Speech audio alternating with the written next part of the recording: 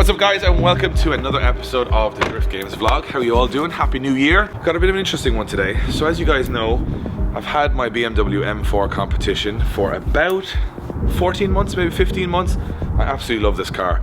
But as with every car I own, every now and again I start thinking about other cars that I'd like to own, and I'm not super passionate about one particular genre. I like to kind of experience as much as I can in my lifetime, and I've had quite a few, and I've kind of got to the end of the road with this where I have to either leave it alone or modify it more or move on to something else, and I can't really make up my mind. But there is one car that I've been thinking about for a very long time. In fact, probably since I've had Gran Turismo, and one of my good friends, Adrian, has one. Probably the nicest one I've seen in Ireland, and I want to come down and check it out and see if it's all that, or should you never meet your heroes. But it is a very special car, and it is this.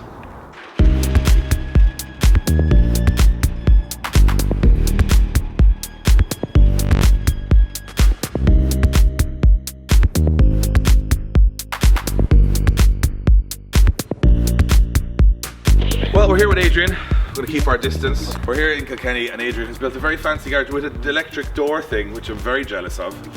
Definitely, we only got a door recently, and it's definitely not as jazzy as a remote control one. Great job. But you've bought a GTR, Adrian, the dream. Yeah, dream car of mine for a long time now. Guys, if you don't know, Adrian has had one of everyone's dream cars for a very long time. He had that amazing V8 yellow Corolla. I'll put a shot of it in here.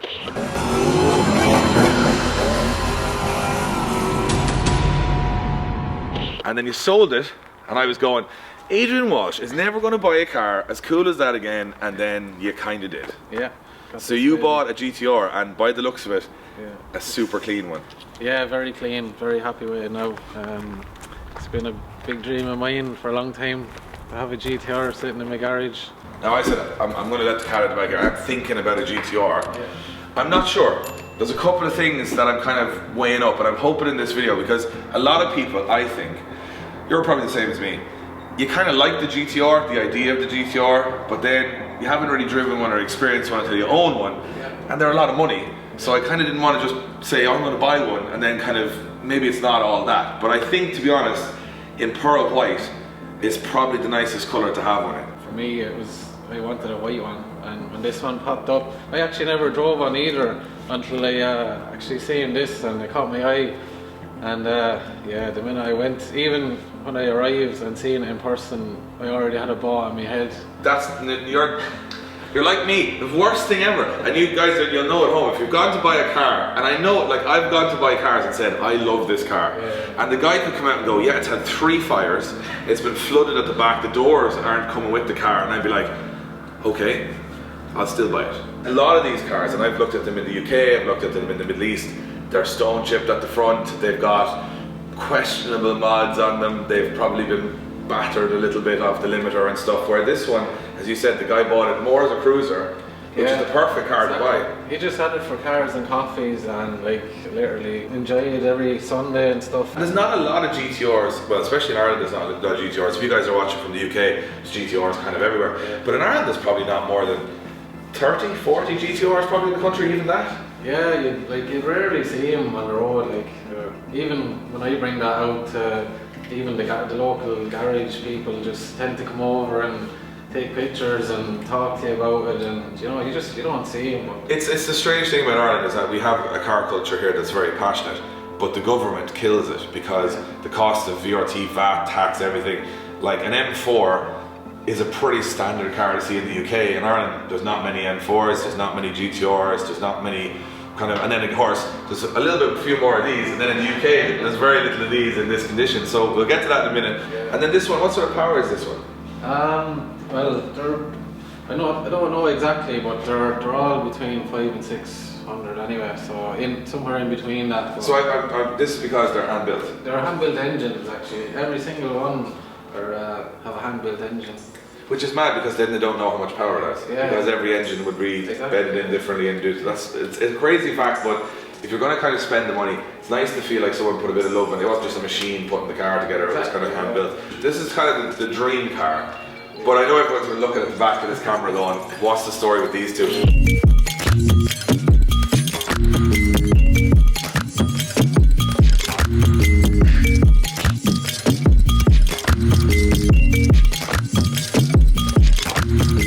Talk us through this one. This is probably as clean. Now I have a clean Corolla, but I don't think it's as clean as this one. This one is a bit special. Talk us through this one.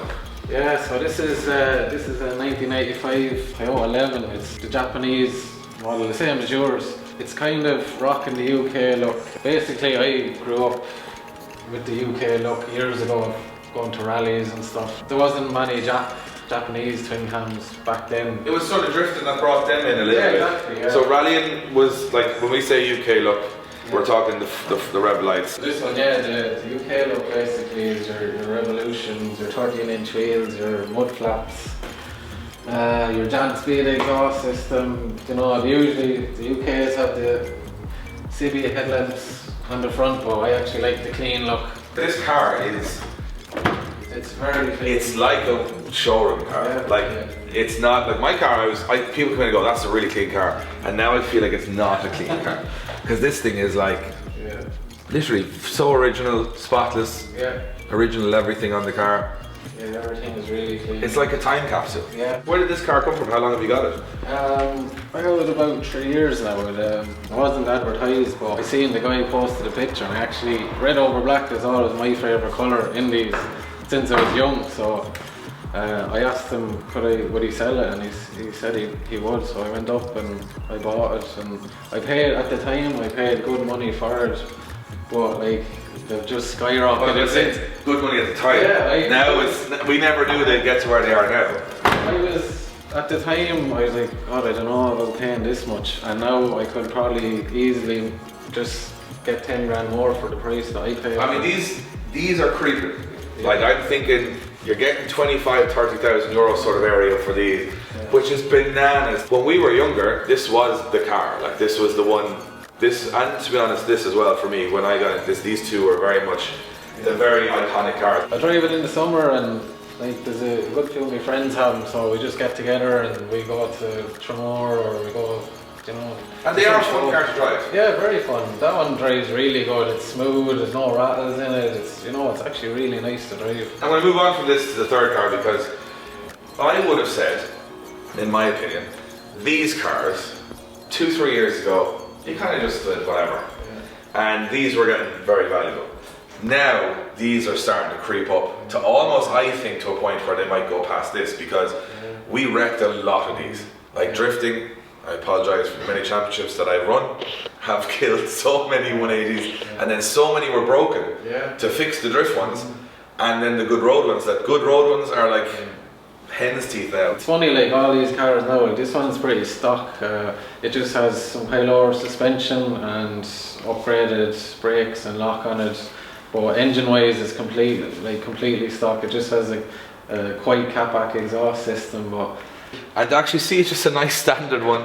I almost forget what they look like inside, because usually they're cut up or the dash is changed and everything. But even this one with the Recaro seat, the Nardi, it's just real nice and period correct. Exactly. And just simple. Doesn't have to be too wild. And I think, like, if you look at this garage, Adrian, we have 3 cars here that I guarantee you are not going to drop €1 in value. Well, do you know what? It's funny to think, the only one that could may be that. Yeah, true. Yeah. Like, that one probably won't. But what I'm trying to say is that of these two, God knows, like, and that's. I think this is like a very Gran Turismo garage. It's like, you know, the kind of stock look, scroll through GTR, Corolla 180, and then that brings me on to the whole reason I kind of came down is because I'm having a look at a GTR now. I think if you're obviously a Japanese fan, you're going to say, obviously get a GTR, why would you want an M4? But they're not that far apart, and I think they kind of do 2 different things very well. So what I'm thinking is, I might let Adrian take the M4 for a spin, because you've never driven an M4 competition. I've actually never driven an M4. And I've never driven a GTR, so I think we might take them for a very little quick spin. I'm not going to take it too far, because it'll only get dirt on it and Adrian will go mental. Imagine bringing it all back in. I have the cloth ready there. The cloth's ready to clean it. He'd actually be hanging out of one car cleaning it as the muck comes up the side. But I'm going to take it for a little spin, get kind of my opinion on the car. I've never driven one. I've driven an R32 GTR, I've driven an R33 GTR, I have driven an R34 GTR actually as well. The only one I haven't driven is this, so it's nice to say I've driven all of the GTRs. And to be honest with you, some of them I think are a little overhyped, some of them are very good, but I feel like this one might be the most impressive yet. So let's hop in the cars, have a little bit of fun while there's a little bit of sunlight left.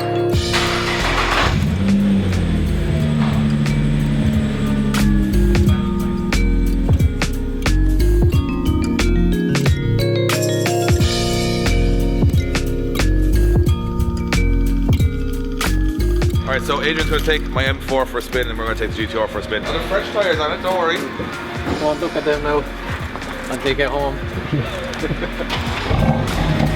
So, I want to hear your opinion, because you've now driven both. You can have a little run of it and see what you think. And I'm going to take the GTR for a spin, Adrian, if you don't mind. No problem. So now I'm going to drive my first ever R35 GTR and I'm super excited, so let's hop in and go.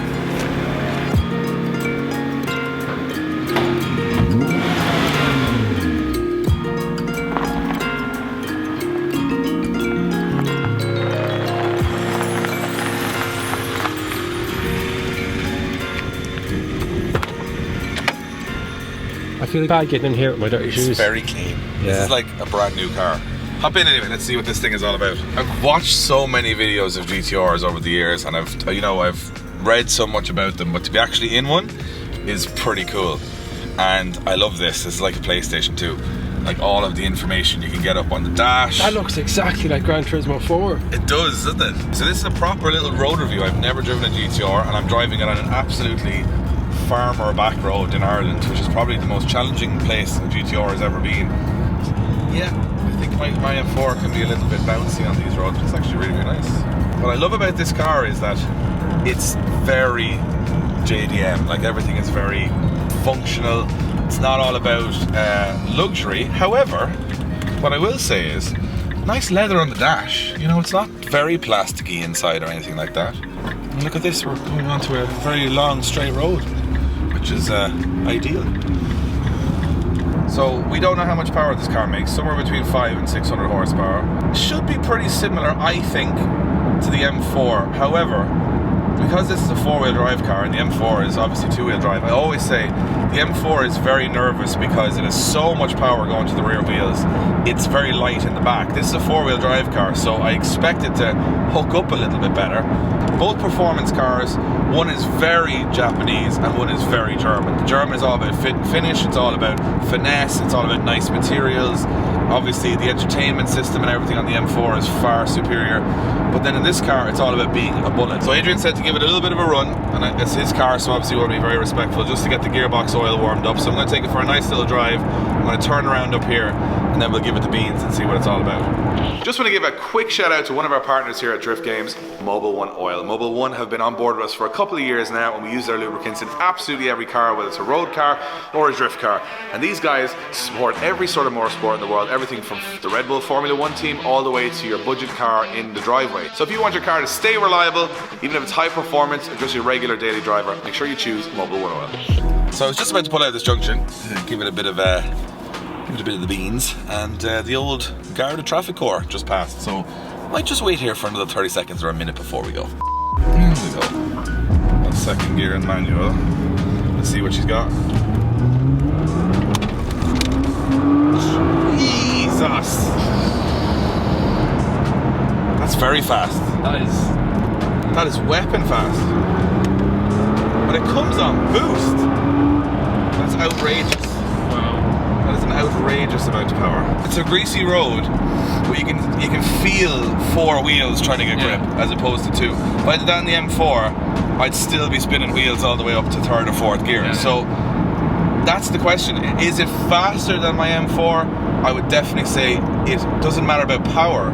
It's definitely faster because it has more grip.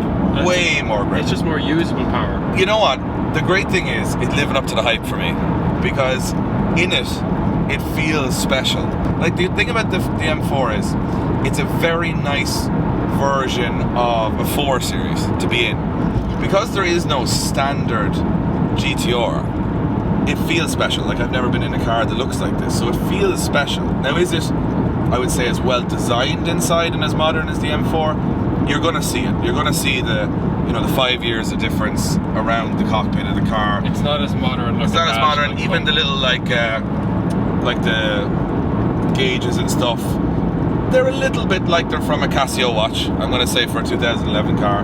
But it doesn't really matter because the car is so fast. And I think that's the most important thing here, is that it's a fast car. And that's what you want, especially when you look at Adrian taking it out on a Sunday.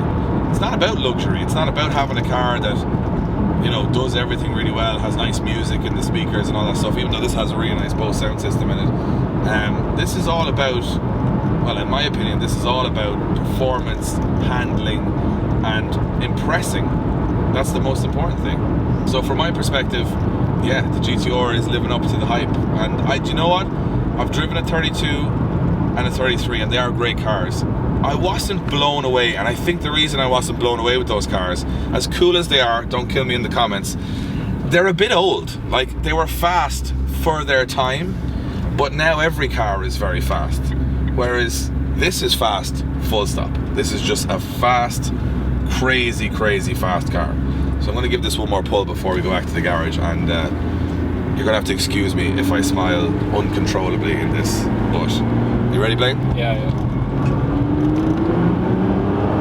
Like that is a third gear pull. My God. Bloody hell. I'll tell you one thing, and I don't know if you guys have driven a lot of quite quick cars. I judge how fast the car is by how hard I'm coming on the brakes after a pull. That is probably the hardest I've come on the brakes. I was almost like I was trying to stop there, and the brakes are unbelievable as well. I'm going to go back and have a chat with Adrian and see what he thinks of the M4, because both of us have now driven the cars. Let's see if we'll have a little chat about it. I'm definitely tempted. I'm definitely tempted. That is a very fast car. Yeah. You know what it is? I can't decide if it's a power thing, but it's definitely a grip thing.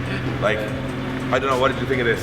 Like, it's quick, but it can't catch traction either. Oh, you just spinning first, second, third gear up the road. But jeez, but that thing just straight line. Oh, and when it comes on, boost, Yeah. it's like, there's a little bit more lag than the M4. Yeah. But when it comes on, Yeah, it's insane. It pulls like a train. Like it's really impressive. There's pros and cons to both. Like, I would say, in terms of straight line speed, not question. Like, this is just a faster car. But then in terms of a bit of messing, the M4 can kind of, you can slide a little bit in it. Yeah. In terms of looks, I would have to say this for me on the outside, and maybe the M4 on the inside. Like, it's a bit more plush, it's a bit more modern with the technology in terms of the entertainment, and then this is just gauges and boostings and G's going everywhere. It's a very impressive car. I guess the only thing really, thank you Adrian for letting me drive it. I've driven it now, and I don't know if that's worse for me, because now I'm really liking it. So the question for you guys in the comments is, technically for me, if I extend my finance deal out on the M4, which is what I have on the car, I don't own the car outright, it would probably cost me around the same per month to have a GTR instead of the M4. Now, I know you're going to say on the comments, get a GTR, but let's have an open mind. Would you go for the kind of slick and luxury element of the M4 with the power? I think power-wise, they're both similarly powered. I'd say on a very dry day, the M4 would have a better chance of being fast. Anytime in Ireland it rains, forget about it, the car can do nothing. This, any condition, it's crazy. I think this is a better cornering car as well. I don't know, let us know in the comments. Should I buy a GTR? Should I keep my M4? You guys let me know. I'm gonna let you guys make the decision for me. Or should I go with a completely different car altogether? If you think there's something else out there, like a C63 AMG or something that you think I should get, let me know in the comments. Thank you for watching another episode of the vlog. Make sure to subscribe, and thank you guys to all who have subscribed so far. And give us a comment, give us a like. Thank you for watching. We'll see you on the next one.